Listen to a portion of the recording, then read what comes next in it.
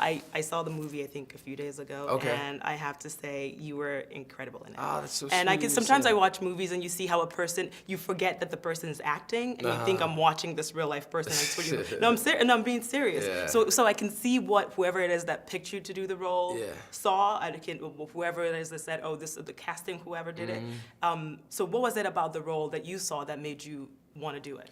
Well, you know, I had met Rick, the director, Rick Waugh, and I'd seen his movie Felon, and you know, it's this just authentic, unbelievably brutal prison movie. And then, you know, we talked about that. He had gone undercover for a few years as a parole officer in California correctional facilities, and he developed these relationships with all these like really, you know, big, powerful shot caller gangbangers in LA, and he really got to know that culture, and I just respected how authentic that movie was, and you know, when this came up, I just met him. You know, I wasn't even really trying out for the film. I just wanted to meet him, and you know, I told him a little bit about my life and some stuff that I'd gone through, and we started talking, and then you know, he brought me out to California. I was in Georgia shooting The Walking Dead, and I came out and did a couple scenes with Dwayne. Dwayne was incredible, and then you know, I got to do it, and I'm really grateful that I got the chance. I know you mentioned the director going to experience,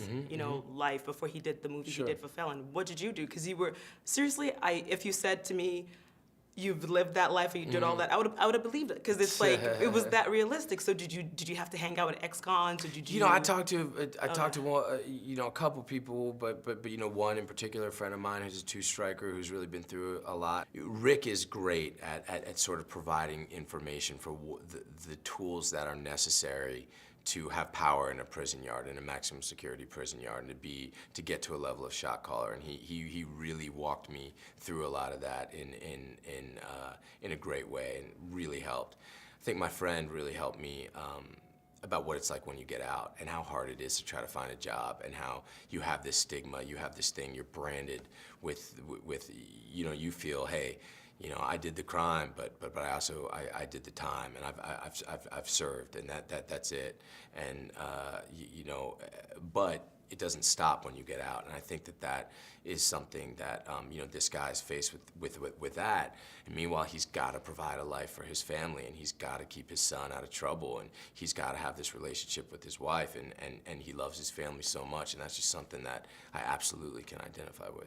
All right, and I knew nothing about the mandatory sentencing laws, nothing until I watched this movie, and I'm like thinking, are you kidding me? Yeah, it's crazy. So, and it's going to be an education for a lot of people. It's going to start a discussion. So is this your first time being aware of it? You know, I was aware of it a little bit, but you know, I didn't know that it was this blind. Like, I didn't know that, you know, I would always hope that, you know, in this country that somebody would say, okay, well, in this case, this can't happen, this is clearly unfair, but you know, a mandatory minimum, and when you set up a mandate, you know, mistakes will happen, and things will slip through the cracks, and bad decisions, unjust decisions will happen in a court of law, and you know, because of the way that the justice system is set up, that's what started this entire, you know, web of danger and deceit and everything that goes down that almost rips these families completely apart.